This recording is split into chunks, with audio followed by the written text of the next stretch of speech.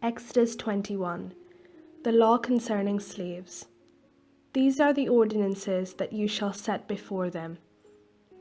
When you buy a male Hebrew slave, he shall serve 6 years, but in the 7th he shall go out a free person without debt.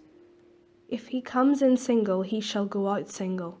If he comes in married, then his wife shall go out with him. If his master gives him a wife, and she bears him sons or daughters, the wife and her children shall be her master's, and he shall go out alone.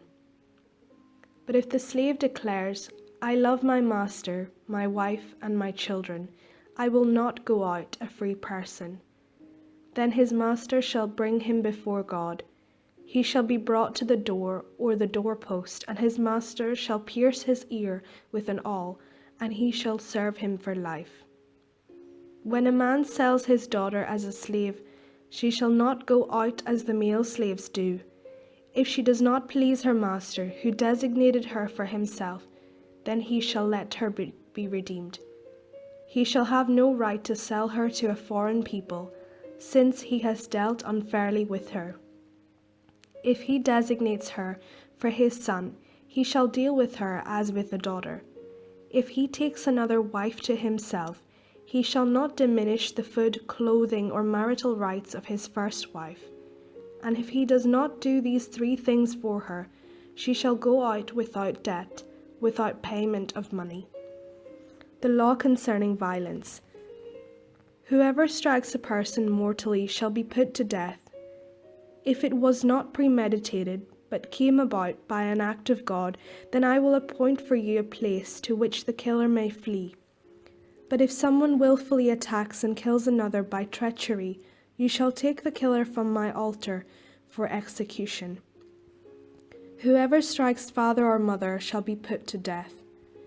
Whoever kidnaps a person, whether that person has been sold or is still held in possession, shall be put to death. Whoever curses father or mother shall be put to death. When individuals quarrel and one strikes the other with a stone or fist, so that the injured party, though not dead, is confined to bed, but recovers and walks around outside with the help of a staff, then the assailant shall be free of liability, except to pay for the loss of time and to arrange for a full recovery. When a slave owner strikes a male or female slave with a rod, and the slave dies immediately, the owner shall be punished. But if the slave survives a day or 2, there is no punishment, for the slave is the owner's property. When people who are fighting injure a pregnant woman so that there is a miscarriage, and yet no further harm follows, the one responsible shall be fined what the woman's husband demands, paying as much as the judges determine.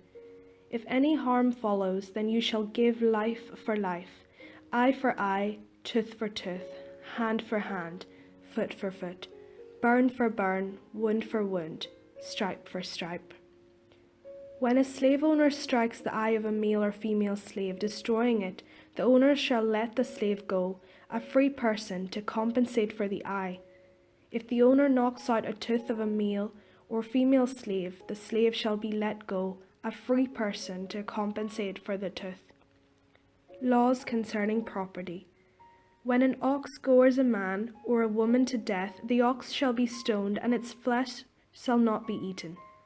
But the owner of the ox shall not be liable. If the ox has been accustomed to gore in the past, and its owner has been warned but has not restrained it, and it kills a man or woman, the ox shall be stoned, and its owner also shall be put to death. If a ransom is imposed on the owner, then the owner shall pay whatever is imposed for the redemption of the victim's life. If it gores a boy or girl, the owner shall be dealt with according to this same rule. If the ox gores a male or female slave, the owner shall pay to the slave owner 30 shekels of silver, and the ox shall be stoned. If someone leaves a pit open, or digs a pit and does not cover it, and an ox or donkey falls into it, the owner of the pit shall make restitution, giving money to its owner, but keeping the dead animal. If someone's ox hurts the ox of another, so that it dies, Then they shall sell the live ox and divide the price of it, and the dead animal they shall also divide. But if it was known that the ox was accustomed to gore in the past, and its owner has not restrained it, the owner shall restore ox for ox, but keep the dead animal.